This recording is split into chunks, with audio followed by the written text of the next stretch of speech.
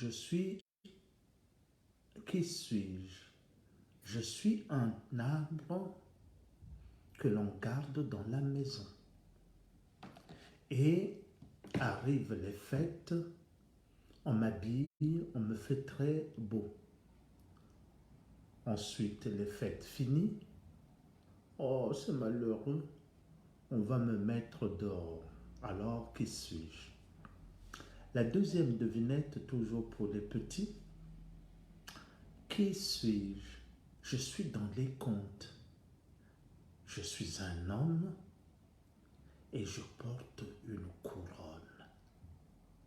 Ma femme, on l'appelle souvent la reine. Alors, qui suis-je? Voilà, c'était la devinette des petits.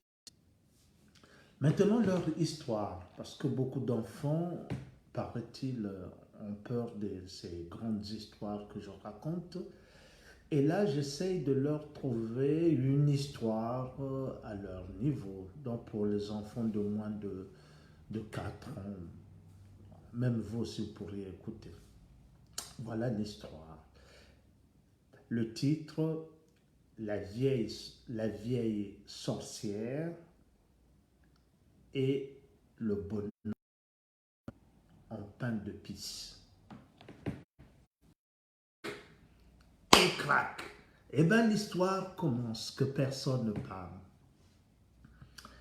Il était une fois, dans un pays qui n'existe plus aujourd'hui, vivait une méchante femme, une méchante dame. Tout le monde la craignait. Mais elle n'habitait pas avec les hommes. Elle habitait au fin fond de la forêt. Elle était là. Et paraît-il, mais personne ne le sait si c'est vrai, elle mangeait des enfants. Oh oui, elle mangeait des enfants. Donc, les parents disaient aux enfants, mes enfants, n'allez jamais jouer dans la forêt. Sinon, la vieille dame va vous attraper. Elle va vous dévorer. À un moment, les enfants avaient peur. Mais vous savez, comme toi, à un moment, quand maman t'a dit, ne fais pas ça, ne fais pas ceci. Puis quand elle n'est pas là, eh ben, tu le fais. Et là, oui, quelques enfants décidaient d'aller toujours dans la forêt. Ils décidaient toujours d'aller dans la forêt pour cueillir les champignons, pour jouer. Et tout à coup, la vieille, méchante dame, elle entendait les bruits des enfants. Dans sa petite maison, elle faisait « Oh, nourriture qui se présente à moi, je vais pouvoir en manger. Oh mon Dieu, ils doivent être dodus ces enfants. » Là, alors, elle mettait sa robe, prenait sa canne, elle sortait de sa maison. Elle marchait, elle marchait. Mais les oiseaux s'envolaient. Dès qu'elle sortait de la maison, les oiseaux s'envolaient. Et cela alertait les enfants. Les enfants disaient, ah, attention, elle a dû sortir de sa maison. Les oiseaux nous ont avertis. Vite, allons-nous-en. Les enfants couraient pour rentrer chez eux. Un peu plus loin, ils regardaient dans la forêt. Et là, au bord de la forêt, ils voyaient la vieille dame qui arrivait et qui criait avec son bâton. « Et un jour, je vous aurai, un jour. Ah, je mangerai un jour. » Puis elle retournait dans la forêt. Eh bien, c'était toujours la même chose. Elle n'arrivait pas à attraper les enfants. Alors, elle avait vraiment envie de manger au moins un dans sa vie. Mais n'ayant pas attrapé aucun enfant, elle a eu une idée. Dans son grenier où il y avait longtemps des sacs de blé, les souris avaient grignoté les sacs et du blé était resté dans le grenier. Avec son balai, elle est allée dans son grenier. Elle a balayé et elle a trouvé un gros tas de blé. Elle a pris ce gros tas de blé, l'a écrasé. Elle a obtenu de la farine. Et avec cette farine, elle a fait de la pâte. Avec cette pâte, elle a créé un bonhomme. Elle l'a bien décoré avec des boutons, des yeux, une bouche, un petit nez. Et ça ressemblait à un enfant. Elle était contente de dire « Ah, voilà mon enfant que je vais pouvoir manger !» Elle a pris son livre magique. Elle a tourné les pages. Elle est arrivée à une page où c'est écrit « Comment donner la vie à un petit bonhomme ?» Elle a lu la forme. Et quand elle a fini, elle a fermé. Elle a posé son livre. Elle a pris la pâte dessinée en forme d'homme, de petit garçon. Elle l'a mis dans le four. Elle a fermé le four. Elle attendait.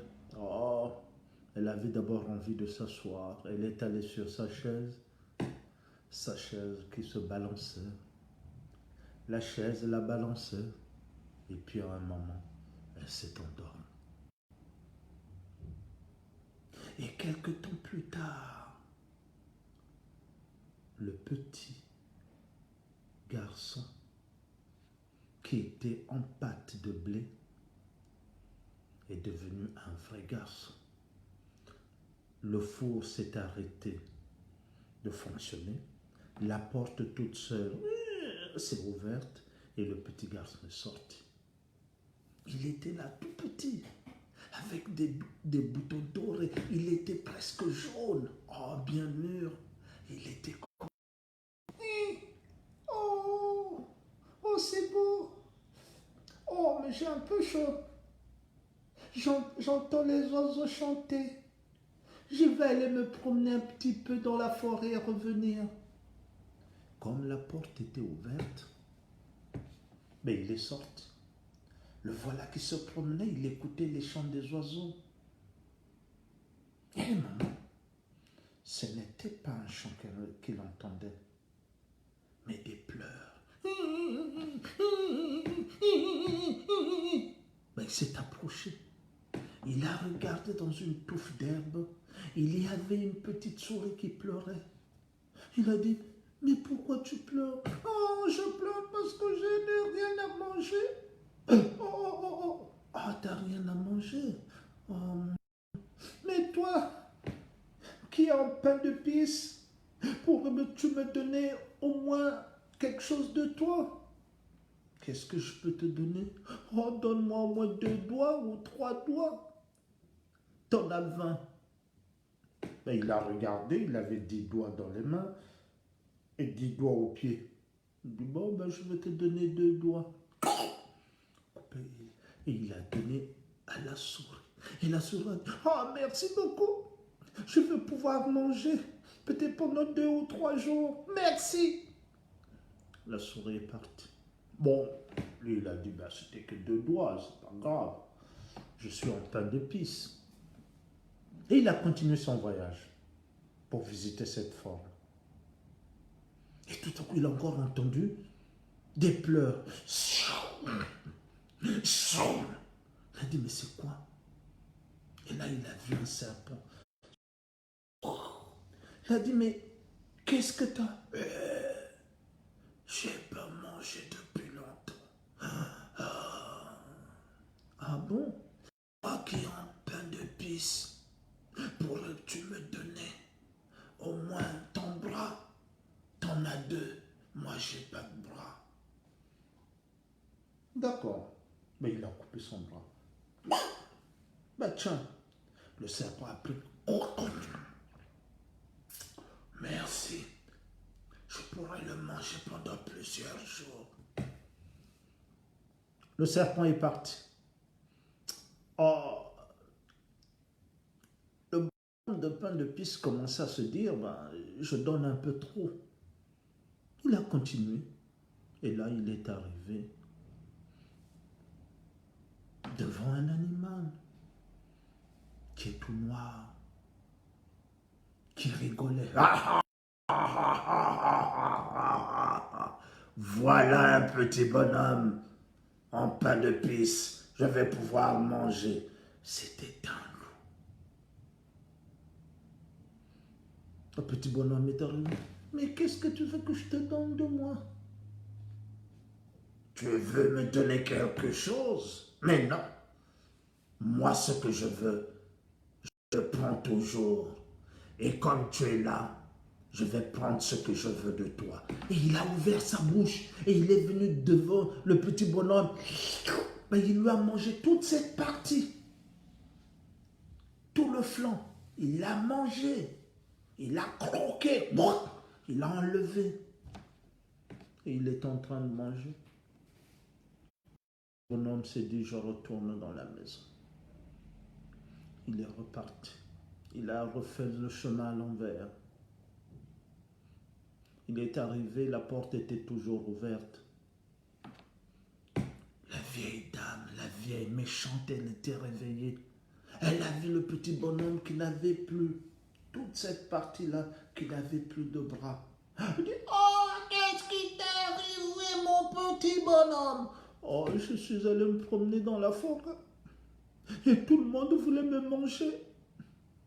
Alors, voilà, c'est pourquoi je suis revenu. Oh, allonge-toi là.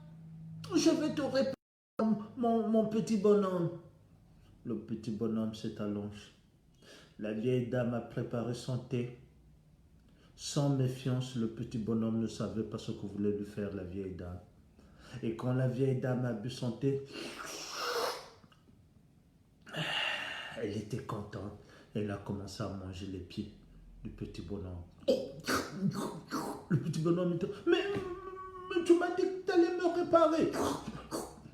Le petit bonhomme ne pouvait pas fuir, mais il s'est laissé manger. La vieille dame l'a mangé et il restait la tête.